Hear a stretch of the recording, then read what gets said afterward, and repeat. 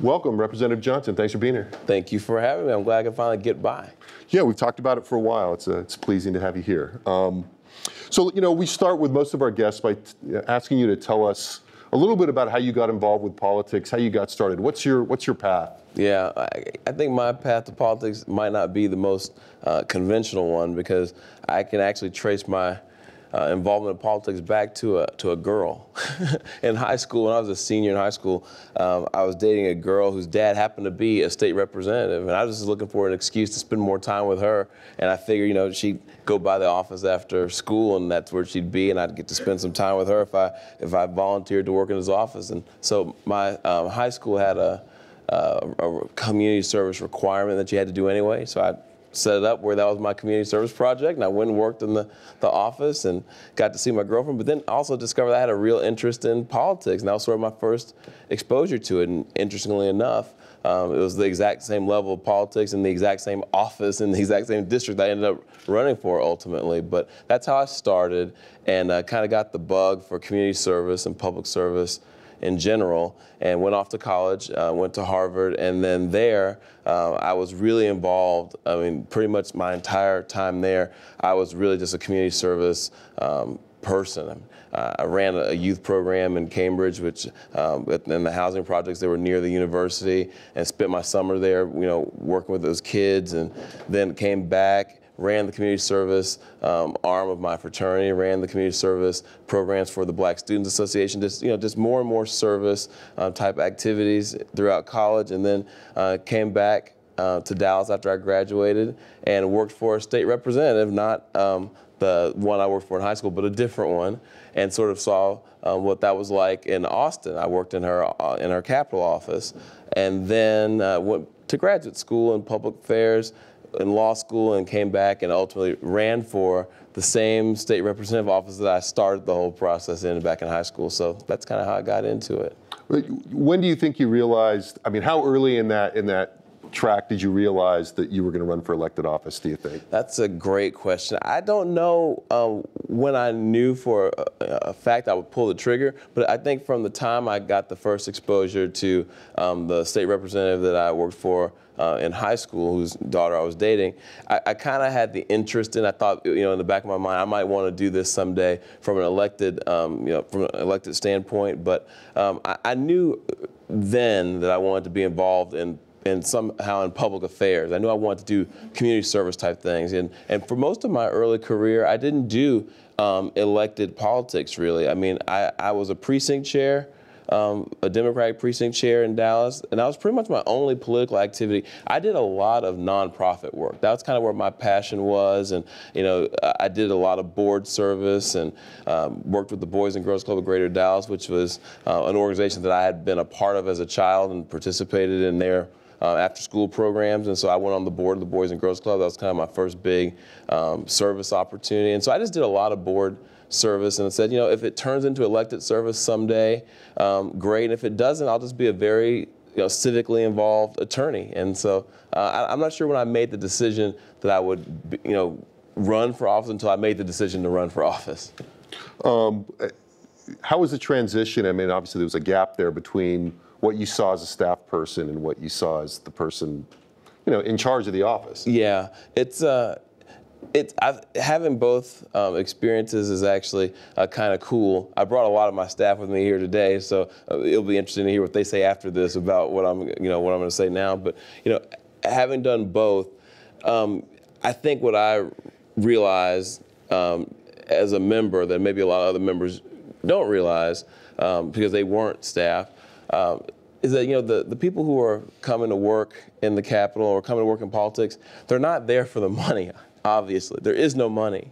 They're there because they're either passionate about an issue or they're passionate about the process, and they really want to learn the process. And I don't think it's fair to ask people to work for such low wages, personally.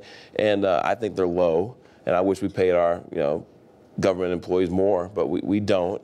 And I think it's only right that they be given the kind of experiences that they want. So I always ask the people whether they are interning for me and getting paid nothing, or they're getting a salary and they're on the state payroll. I always ask them, what are you interested in? What do you want to learn? What do you want to see? What do you want to be exposed to? Because that's the way I want it to be treated as a staffer. And I can say I was treated pretty well as a staffer, but I think I'm a better boss and a better state rep as far as how I treat my staff because of the experiences being staff. I would expect that it would help. Yeah, I think it does.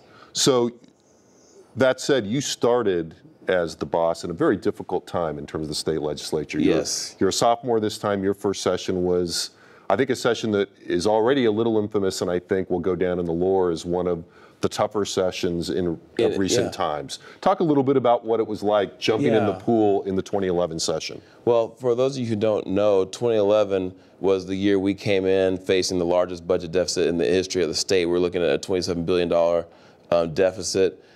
It was going to be a lot of, we knew it was going to be a lot of painful decisions that were going to have to be made surrounding the budget. And it was a large influx of freshmen who had been elected by the Tea Party, frankly. And so we knew we were going to have a tough sort of political battle going on within the Republican Party itself between sort of the more centrist ones and the more Tea Party-backed ones.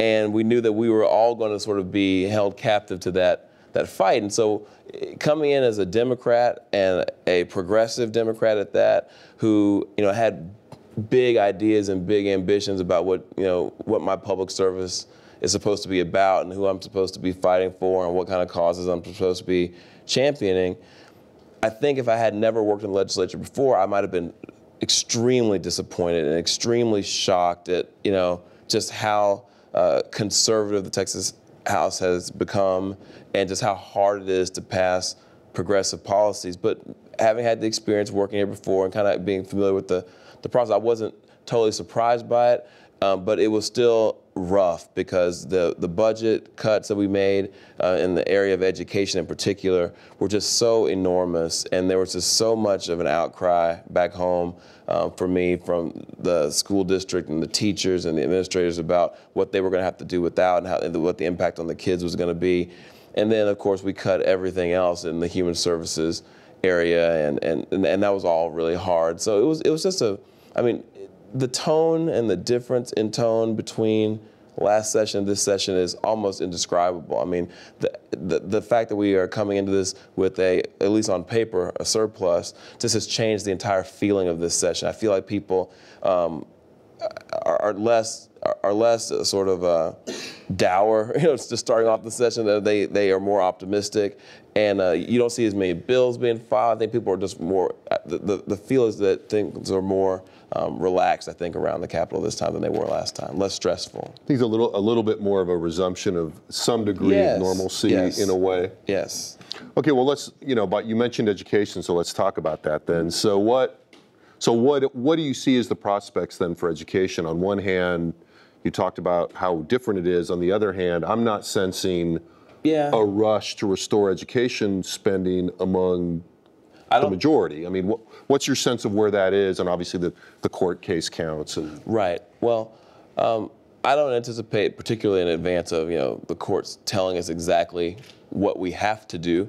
I don't anticipate there will be any rush to first of all, overhaul the way we finance the system. I think the mechanism for financing our schools is going to stay in place until we're told it has to be done differently. If we're told it has to be done differently. I think we, ultimately, I'm hoping that we are told that we have to do some things differently, because I think we are kind of chronically underfunding education. But basically, I think that on education, the prospects of fully funding education, meaning going back to spending levels before last session, I think that's not likely. I don't think there's an appetite on the part of the party that's in a majority in both houses.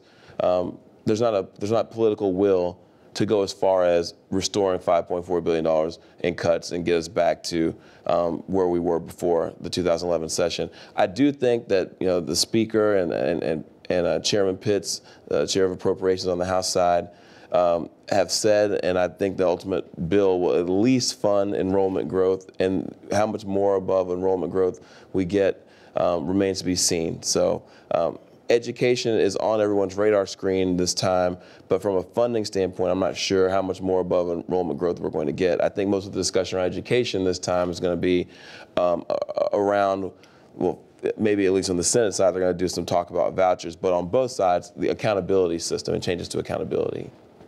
And what do you expect to come? I mean, as long as we're there, what do you expect to come in terms of this discussion of vouchers or school choice? Or the House has historically been the place where legislation like that has hit a wall. Right.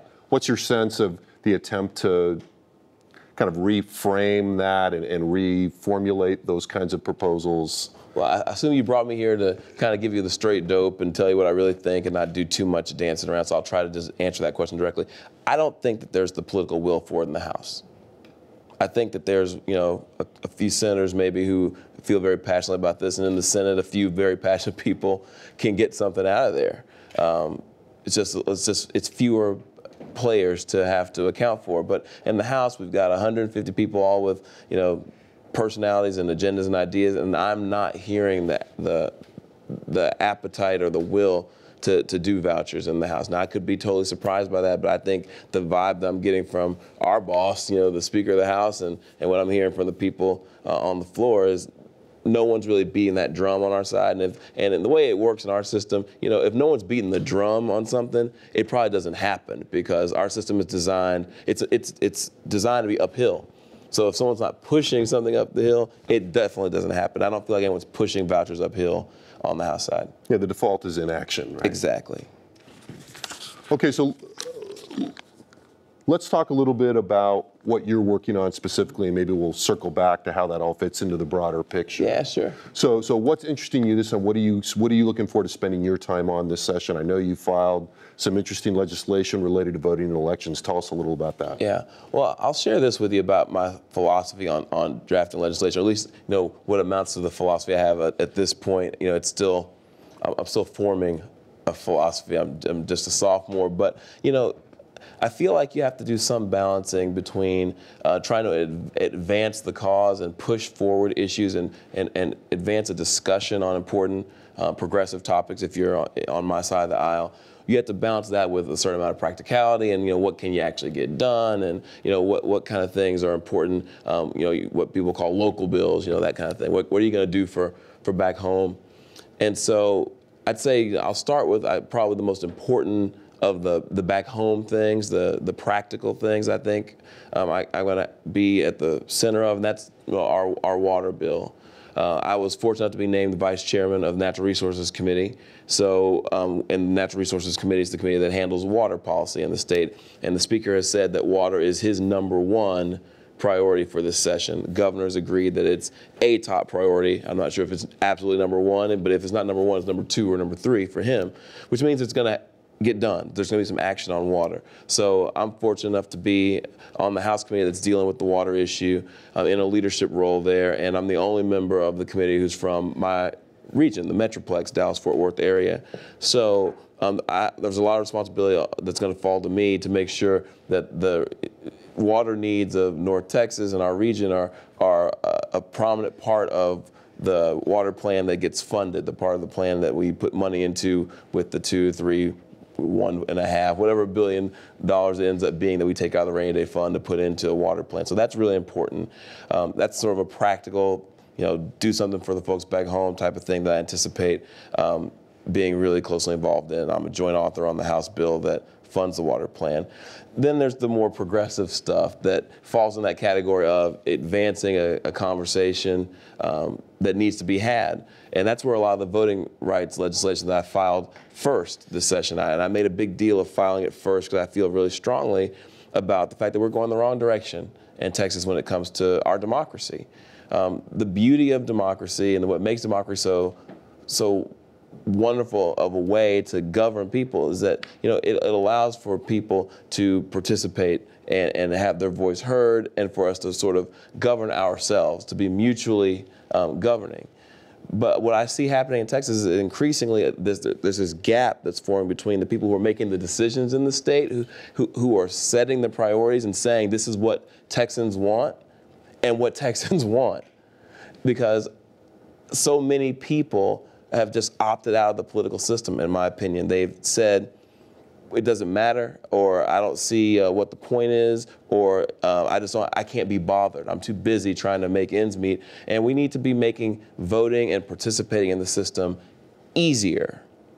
Every chance we get, easier, not more difficult, because frankly, apathy and lack of participation is a much bigger threat to our democracy than voter fraud has ever been or ever will be. So I'll go on record and be very public about saying we don't have a voter fraud problem in Texas or anywhere in this country. We have a voter apathy problem in Texas and everywhere in this country. And we need to be encouraging people to participate, particularly young people, which I hope we talk about too, about what I'm trying to do to get young people more plugged into their politics. But we need to be making it easier to vote. So I introduced a bill that would make Election Day a state holiday. That would help state employees vote for sure, but it also sends a message to private sector employers that, give your employees a day off for Election Day, or at least give them enough time to go vote during working hours without docking their pay so people can participate. And I'm going to file a resolution to encourage Congress to do the same thing for our federal Election Day. So, presidential election every 4 years, you ought to get that day off to go participate. So stuff like that are small, sort of steps in that direction. But then there are the bigger, fundamental, systemic changes to the way we do elections that I would love to see happen someday, like same-day registration. There are states that allow you to show up at the poll, register at the poll, and vote at the poll all at the same time, the same day. That's encouraging people to vote, making it easier for people to vote. We should be looking at ways to vote online in this state at some point. I didn't file a bill on that, but that's the kind of thing that we need to be moving toward, not imposing barriers, artificial barriers to voting like voter ID, which I filed a bill to repeal the voter ID law that we passed last time because, again, it's attacking a non-existent problem of voter fraud that we don't have, and it's making it harder for portions of our population, primarily old folks, African Americans, poor folks, ex-offenders. It's making it harder for those people to participate, and I think that's the opposite direction we need to be going in. Is your sense of this that this is sort of the opening, it's not even the opening salvo, but in terms of your individual or your specific participation, that this is the opening salvo, will probably be a long fight in terms of talking about, given the national conversation, given the momentum? Yes. I don't think it will be a short-term victory, but I do anticipate during my lifetime, and certainly within the next 10 years or so, I expect to be at a press conference, at a bill signing with a Governor Castro or a Governor somebody who's more likely a Democrat and a progressive, and us signing the bill that will fix all these problems that we just described with voter ID and making it easier than ever to vote in the state of Texas by being able to vote online or vote same day that you registered, that type of thing. I anticipate we'll be signing those bills into law sooner rather than later, but certainly, it's going to be tough to get that done this session with the makeup of our state government right now. Okay, so in a related front, it seems to me you have, as you mentioned, you've been involved in the organization of the new caucus focused on youth issues. Talk a little bit about that and how that came about and who you got involved and what you hope to accomplish. Absolutely. Well, in the legislature, we have the ability to form legislative caucuses, which basically are interest-oriented, issue-oriented groups of legislators who have some kind of shared interest or shared value system that want to unite to try to educate their colleagues on a particular topic. So, for years we've had a rural caucus to try to, for the rural members to kind of, bond together to inform each other and then go out and inform us non-rural members about what the issues are facing rural Texas. The benefits of the caucuses are that you can raise money to help promote what the work of the caucus is to the other members by issuing floor reports and following legislation and things like that. But you also can do outreach into the greater community. I thought it would be great to form a caucus along the lines of a Young Texans orientation. And I'll tell you why. I was looking at my district numbers after the last redistricting, and I noticed that almost 60% of my district is under the age of 40, and that struck me as a really, really high number. So I looked into it more. I said, well, what percentage of the state, what percentage of the country, is under 40? And it turns out that we are a younger district and a younger state than the country overall. The country overall is about roughly 50% under 40 years old. Still a very high number, but Texas is hovering around 60% of its population being under the age of 40. And I realized that, that demographic, as big as it is probably one of the most disproportionately underrepresented demographics in the legislature, in state government, because I think there's this idea that people in that demographic don't really participate or can't really be counted on to participate consistently or reliably, so they get taken for granted or ignored, or even worse, sometimes I think they get exploited to a certain degree. So what we wanted to do, we being me and some folks I talked to in the legislature who were under 40 themselves, decided to do was form an organization that's for members of the House or the Senate if they want to join, but it's House members at this point who are under 40 themselves or who represent districts that are at least the state average of their population under 40. So that's about 58%. We decided to form this organization to track legislation and recommend legislation that would be of benefit to Texans who are under 40. But the most important thing, and I'm most excited about, is a big part of our mission is to do outreach to young Democrats, young Republican clubs, university Democrat clubs, university Republican clubs, young professional organizations. Every profession out there has got a sort of an under 40, group, young engineers, young real estate professionals, young lawyers, young accountants. We're going to reach out to all those groups, and we are going to be their voice within the legislature. We're going to be the one-stop shop for them to get information about what's going to impact their demographic, and for them to basically lobby and lobby and advocate for positions that they want to see us legislate. So the goal is to leave this session, go back out into our respective communities, all the members of the caucus, and ask our groups, first of all, report back to them what we did and how the session went, but then going into the next session, have a whole legislative agenda from these organizations that we can then advocate for to the broader House and Senate.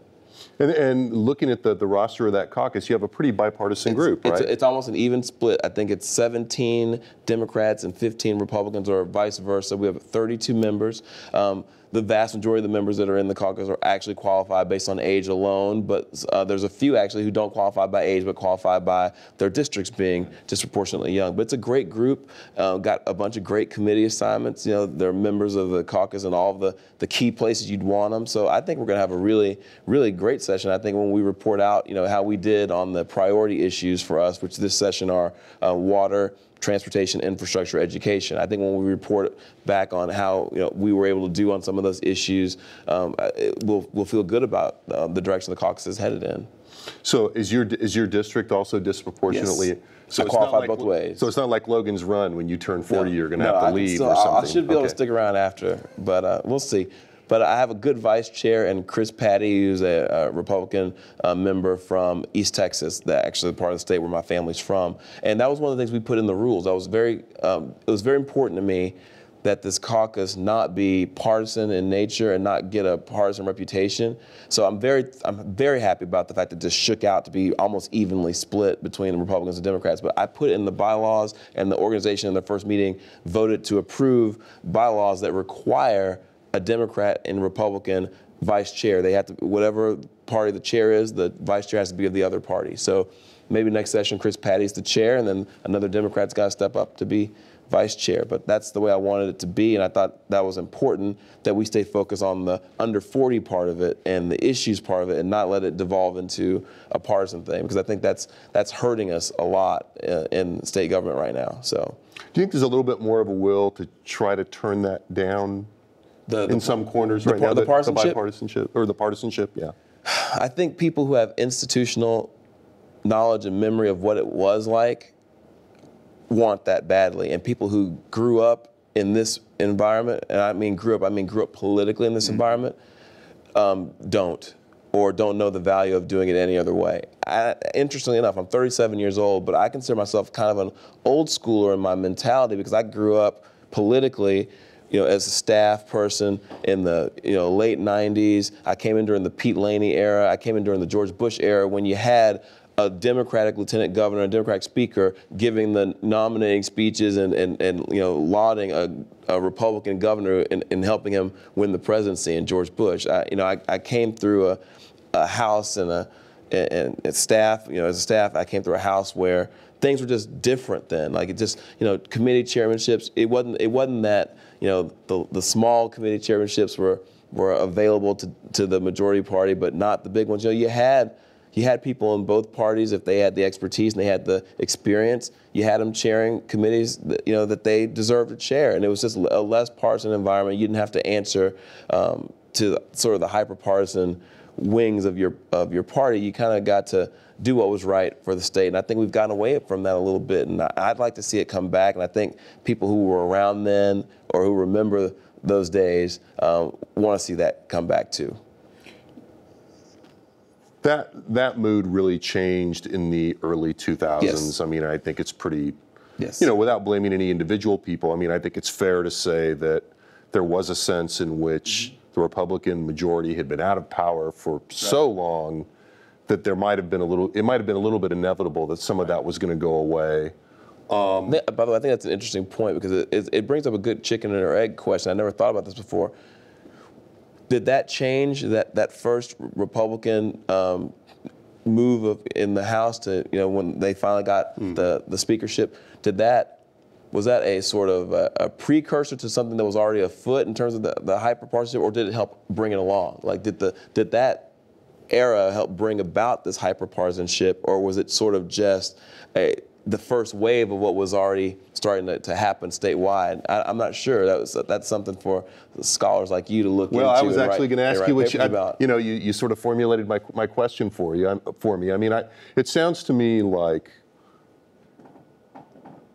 we don't know. I mean, what I would say is we don't know yet. But you should write the book. What I would ask you about that is, you're engaging in something with the caucus that seems to be trying to stem the tide a little bit or push that back in another direction. Right.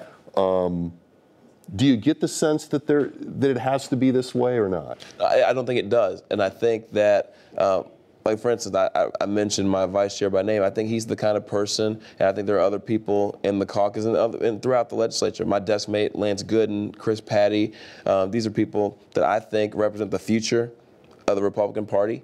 And I think that Sarah Davis, some other people that I came in with, and some people I've met in this freshman class, it gives me hope that that they are more of the old school mentality, which is, we're down here to do a job, and that job is not just to represent our individual districts. It is that, true enough, but it's also to make Texas the best Texas it can be. And there's so much stuff out there that we could do that doesn't have to fall along partisan lines, that if we chose to, we could fill our tiny little 140-day plate worth of stuff to do with just stuff that Texans want us to work on. We choose to do the partisan stuff for political advantage in our primaries, and that's just the reality. If we wanted to, we could spend all of our time sorting out our transportation problems in this state, figuring out how we really fund the kind of transportation system that will allow Texas to be the world-class, top-level state that it could be, in terms of, we could have high-speed rail zooming along our interstates, taking people from El Paso to East Texas like that, and from all up and down I-30 on high-speed rail. We could have roads that you could, 6 lanes each direction, going up and down all the different thoroughfares of the state. We could have all that kind of stuff if we chose to focus on transportation, and that doesn't have to be partisan at all. I mean, that's just a common sense, practical kind of thing. Water policy, same kind of thing. Education, same kind of thing. Those, investing in higher education, investing in K through 12, that stuff doesn't need to be partisan, but that stuff doesn't win people hyper-partisan primaries in increasingly gerrymandered legislative districts. What wins you primaries is, let's talk about abortion, let's talk about sanctuary cities, let's talk about whether or not we want to make people have to show their papers, or we're going to deport them and that kind of stuff. We're going to turn our local police force into, an immigration enforcement agency. So, that's the type of stuff that gets people, I guess, elected in certain parts of the state in their primaries, but that's not the kind of stuff that the overall state wants us working on. And like I said, we could fill our entire plate with just the nonpartisan stuff, and we'd be a lot better off.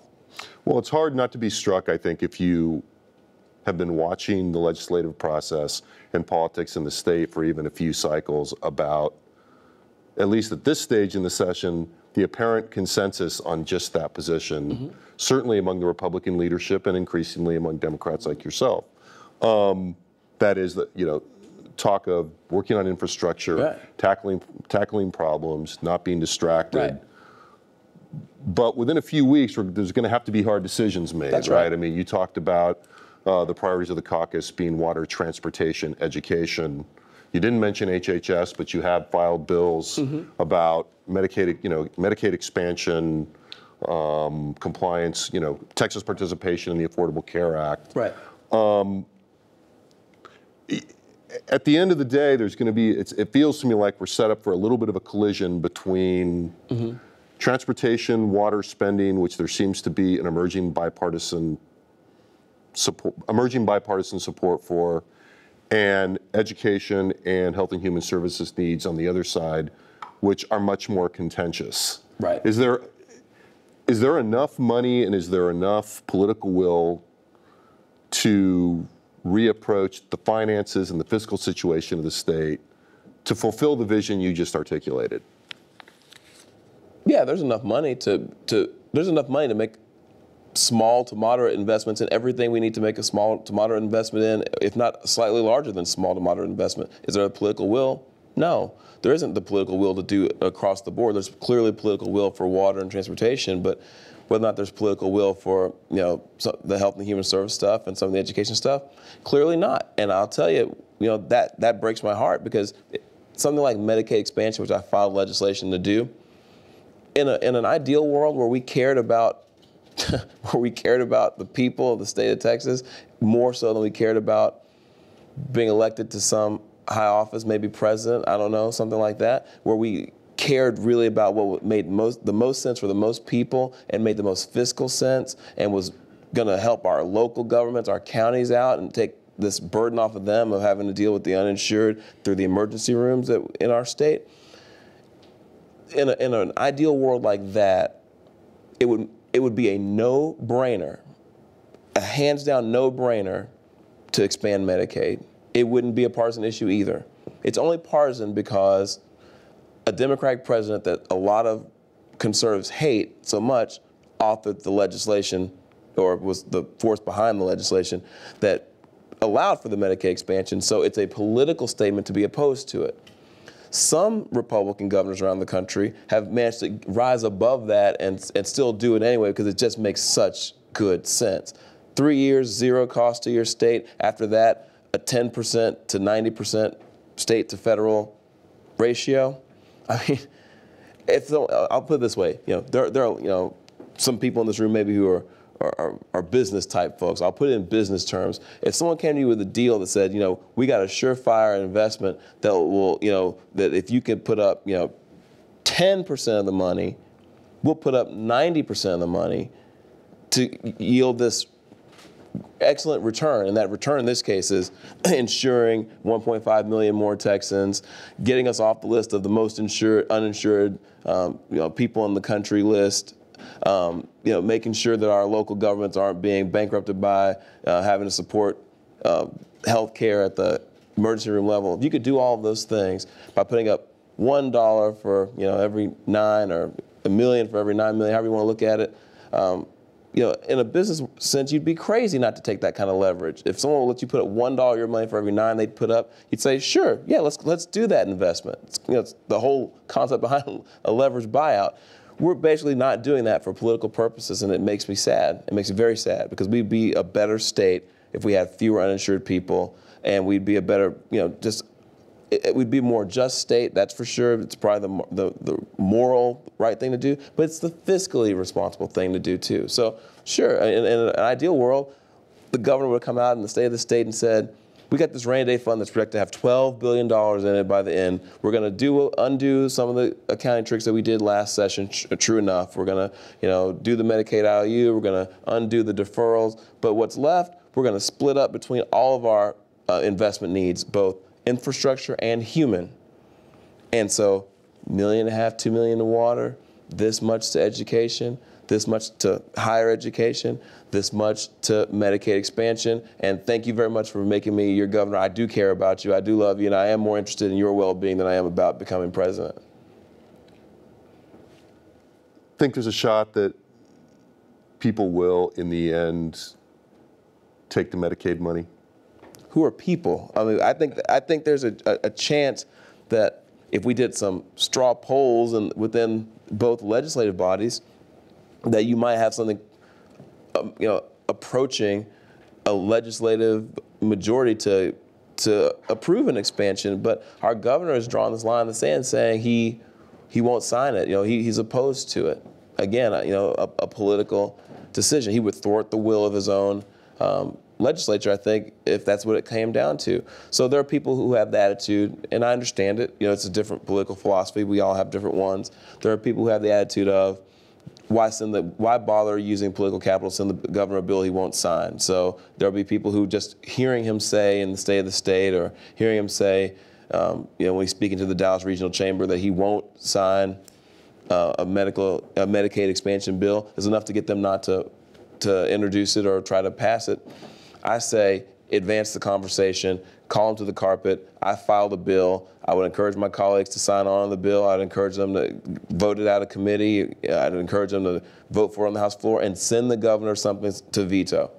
If he wants to run for president, which is fine, let the American people be the ultimate decider of how they felt about that decision when his opponents lay that out for him. When they say, in Texas, you had the opportunity to take your state from the most uninsured people in the country to, something less, less horrible.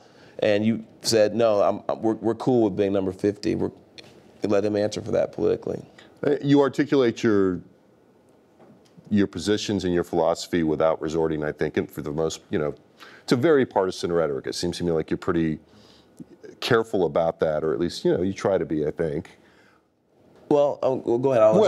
I think there's a question in there. Yeah, there is. So what I want to ask then is I want to ask you this without queuing it up in too partisan a way, but talk a little bit about where the Democrats are in the state and where you see the party going in the future, and what needs to be done to sort of build a more competitive Democratic Party that's statewide. Well, I wish the chair of our party would ask me that. He's never asked me that, but I'll answer it because you've asked me, and I'd love to talk about it with anybody who actually cares and wants to do something about it. I think for too long, Democrats have embraced too much this idea that if we just do nothing but wait, we will become a majority party in the state due to demographic shifts. And we've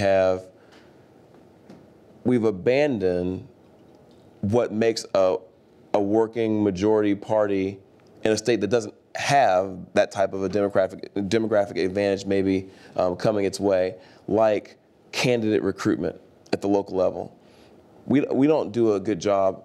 I'll tell you what, I think I'm a pretty good Democrat. I think I'm a good progressive. I think I'm a good legislator. But I can tell you the Democratic Party wasn't ever going to find me. The state Democratic Party wasn't going to go into Dallas and try to figure out, who has a track record, who has the kind of profile, who's done the right kind of things to make a good representative of our party.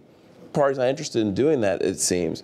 The party seems to be very content to just wait until the numbers become so overwhelming in terms of demographics. The idea being that someday the Latino plus the black plus the Asian plus the white working class vote will be such that you can't do anything but elect a Democrat statewide.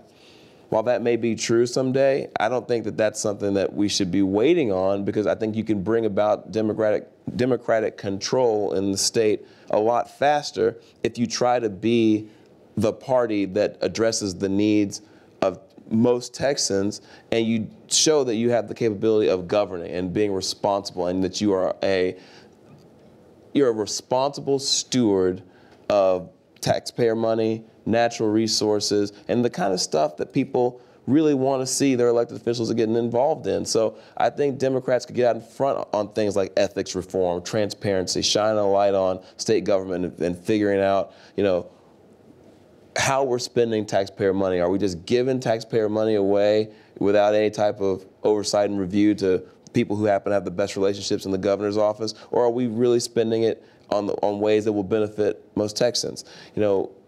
Are we doing the right things with respect to infrastructure, like I mentioned before? These are the kind of things that if Democrats focus really hard on and show that, we're the party that wants to give you that high-speed rail and wants to give you those highways so you can get back and forth to work without waiting in traffic forever, and that will attract more businesses to come here so that when these young folks graduate, they have a job. We're the party that wants to focus on water so that by 2060, we aren't, 8.5, million acre feet per year short of our water needs. We're the party that's going to do all that for you. We should be focusing on policy like that. And we should be focusing on candidate recruitment at the local level to try to find people who have the advanced degrees and the training and the demonstrate. It shouldn't be enough just to be a party hack who's been going to a lot of Democratic functions for a long, long time and now it's your turn. No, you need to show me that you got some kind of head for policy and that you, sure enough, share our progressive values, but you've got the right profile, that you haven't been convicted of any major crime or something like that, and that you got a good clean record, and that you're the kind of person that we can run in East Texas, and that people won't automatically go, oh, it's a Democrat. We know what that's going to be about. It's a city Democrat. They're going to be corrupt, and they're going to be about wasting taxpayer money. They need to see people that they can look at and say, it's a city slicker maybe, but it's somebody who's talking about bringing, water to my area in West Texas, or transportation into my area in East Texas, So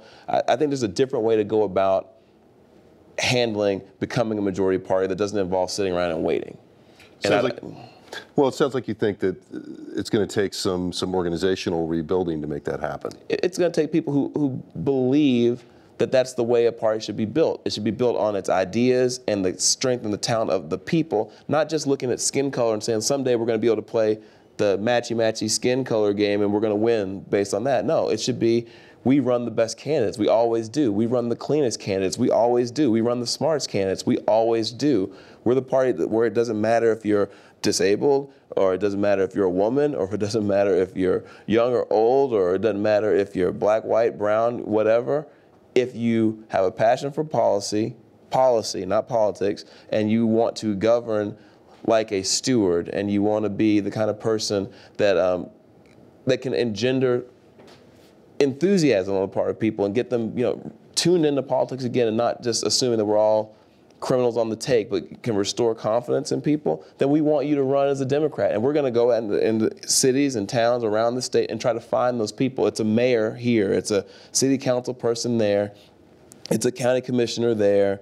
It's someone who's working in a law firm there. It's someone who's teaching school there. There are all kinds of people who we could be out there right now talking to, saying, have you ever thought about running for your school board? Have you ever thought about running for city council? Have you ever thought about and getting them started on a life of public service?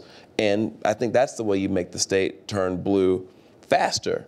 And it's more legitimate that way. To me, that's winning the right way. And that's what I'd like to see happen. But like I said, no one's ever asked me. So. You're welcome. Yeah, thank you. I think I want to take some questions. Sure. So I'm going to wait for the microphone to get queued up and open it up for questions, and that's everybody. It's back over here. If you want to ask something, ask. Yes, you can either stand or sit. Just introduce yourself so the representative knows who he's talking to. Hi, my name is Sam Hagan. I'm an intern with one of the lobbyist groups, Focus Advocacy, here in town. I was just wondering, the budget proposals that have been put out by the Senate and the House. The Senate's budget is much more lean than the House budget. I think it's by an order of like $1 or $2 billion. What do you think that what's the main elements of difference between those, and how do you think those are going to be solved? I'm not sure exactly what accounts for the difference, because I have not sat them down and compared them much. I was on appropriations last session, so this time last session I would have been knee deep in that bill and really looking at it. And I know from experience that, frankly, whatever differences there are going to be hashed out later on in conference committee, and there's a lot of activity that's going to happen between those two bills that were filed. and when we ultimately pass one. So, I wouldn't get too worked up about what the differences are. But, if you look at our state budget, a huge percentage of that budget is accounted for by human services, education. So you have to assume that any significant difference in that budget is going to have to be in those areas. So maybe the Senate funds higher education at a lower level than the House. That's a good guess, for where that difference might be accounted for. Higher education, they might do something different on public ed, and they might do something different in any number of areas in health and human services. But pretty much that's your big area to cut from if you're looking to cut something in our budget, because that accounts for the lion's share of it. So that's what I anticipated would be, but I don't know exactly what accounts for the difference this time. And in terms of thinking about the process, these are always opening bids. Right. That's exactly right. The governor gets to write a budget too, and that usually is, well, it's something. I mean, it doesn't. It's not the budget that you ultimately end up with, but it expresses his priorities too. So you'll have a third one to compare between those two, to sort of go, well, where they differ. But ultimately, it'll be the Senate bill with modifications that ends up becoming the law. I want to do a follow-up. It's a little bit in the weeds, but since you've been on appropriations, you have a view on whether the rainy day fund will be ruled as counting under the budget cap or not? I don't. I mean, I need to ask someone sort of where Pitts is, on that. I've not actually gauged his feelings on it, so I don't know. Yeah, I mean, I think it depends who you ask. Somebody from LBB testified it does, but other people seem much less sure. Yeah, no, I don't know. I'm not advised at all on what people are doing. I'll tell you what, appropriations is a heck of an experience. For a freshman, it was something else to be on that committee in my first session. I mean, you kind of come right out of the gate. You get elected, you get your office, you learn where the restrooms are, you start learning people's names, and then they tell you, okay, here, help us write this $180 billion budget, which is an extraordinary opportunity. And I learned a lot, but I think you're either an appropriator or you're not, in terms of, like, in your heart, you're appropriator, you're not. And I figured out pretty fast that it helped me, it informed a lot of, what I think about state government and where there are opportunities to affect policy through the pocketbook. But I was not chomping at the bit to get back on appropriations this session, so yeah. Useful to know how that part of the machine works, but you don't necessarily want to be that mechanic. That's exactly right. That's exactly right. Josh?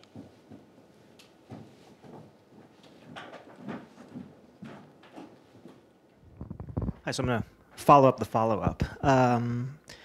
On these self-imposed restrictions, like the balanced budget and the spending cap, I sort of wonder, as a self-described progressive Democrat, you spoke a lot about building party organization and that sort of thing. In the last session, sort of there were these cuts that were, forced because there's not going to be any tax increases or anything like that. And it's not as though people were voted out of office in droves, which to me kind of says that, people kind of expect that there's this sort of way that Texas does things with respect to their budget. But as a self-described progressive Democrat, how do you see the Democratic Party, if it does take power in the coming years, dealing with these self-imposed restrictions? I mean, the interesting thing about that question is that,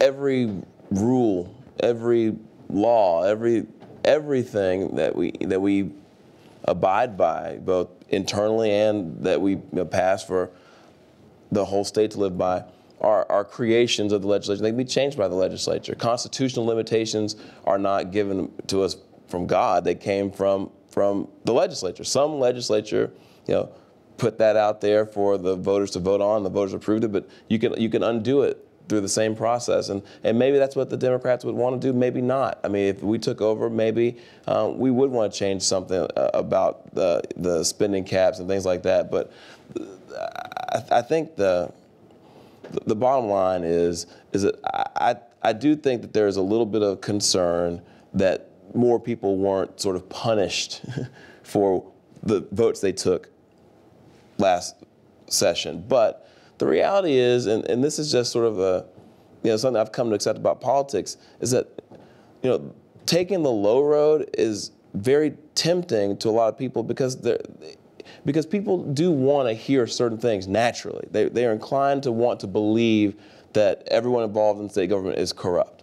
They're inclined to believe that we're just down here spending all the money, and that's all we want to do is spend more, and that we want to tax more. So even in the face of facts, like the fact that we're the 48th, maybe 49th, I don't know, per capita spender of all the states in the union, there's still this perception that there's all this fat there to trim, and that, you know, real conservatives would get down here and trim the fat. So everyone's running terrified on the Republican side of being primaried by someone who's going to say, you know what, even if you cut taxes every term you were down there, they'll say, I would have cut them bigger and faster.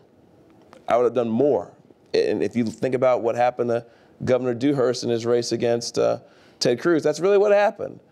David Dewhurst ain't nobody's liberal, ain't nobody's big spender, but he got spun that way by someone who just said, oh yeah, whatever he did, well, you know, tack one is to say you were big, he was a big spender, which is not true. Tack number two is, okay, he says he's not a big spender. He says he cut this, he cut that. I'll grant him that. I would have cut it twice as much, and I would have done it twice as fast. It would, you know, and how do you compete against that? Because the public's going to say, well, yeah, I'll go with the guy who would have done it more and done it faster. So that is something that's going to be a challenge to overcome. But I think at some point, the state's going to show the wear and tear from these policies, and that will be what helps turn the tide. I mean, the rhetoric is going to always be hard to overcome because people want to hear that you're going to lower their taxes and that you're going to spend less of their money. I mean, I know how to go run a great Republican campaign. I've never been a Republican day in my life, and I know how to go and tell people, you know what I'm going to do? I'm going to give you back more of your money, and I'm going to, you know, lower your taxes, and I'm going to return government to the people, and we're going to get out of your way. We're going to let you do what you do. I mean, who doesn't want? That's what everybody wants to hear in every aspect of their life. I'm going to get out of your way and let you do what you do and give you more money. I mean, that's really easy to say, and there are people who take that path politically.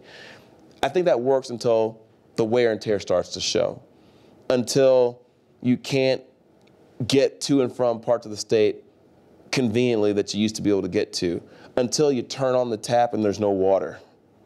Things like that. And until you send your kids to a public school and 12 years later, you know, you're talking to your child and you're like, you don't really know anything, do you? Like, you know, you don't know who like the president was 3 presidents ago. Like, well, you know, what did you learn in school? You know, like that's going to start happening.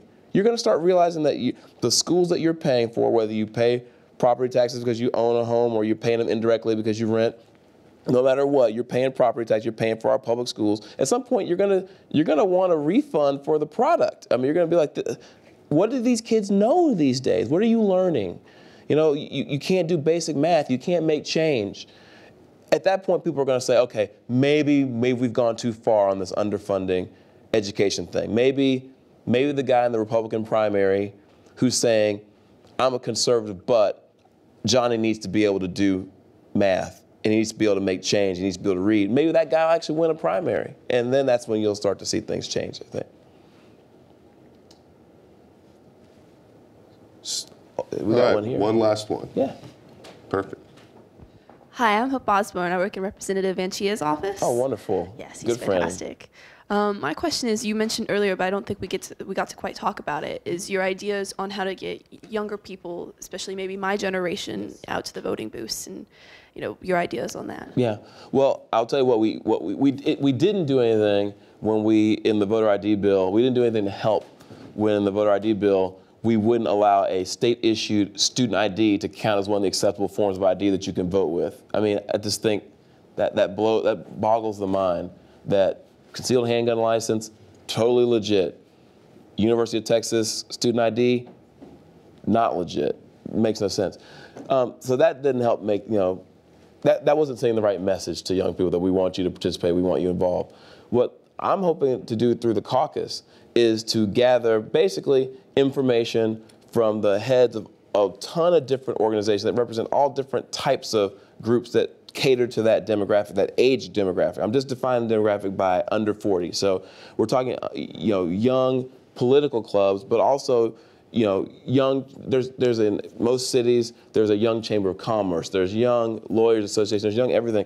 We're going to do massive outreach to these organizations and say, we want you to know who your Young Texan Caucus members are. We want you to know what the issues are that we think are facing young Texans, and we want your input on what we should be doing, how we should be voting, and things that we haven't thought of that we need to be introducing.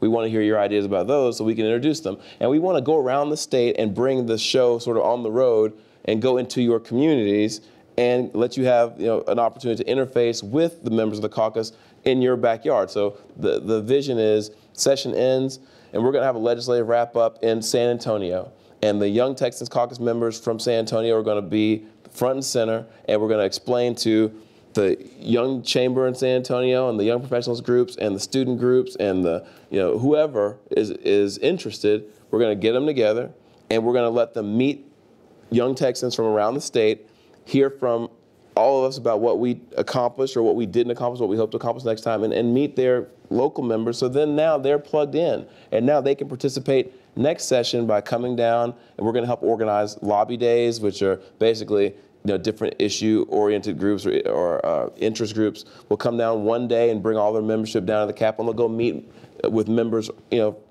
all across the rotunda, the Senate and the House.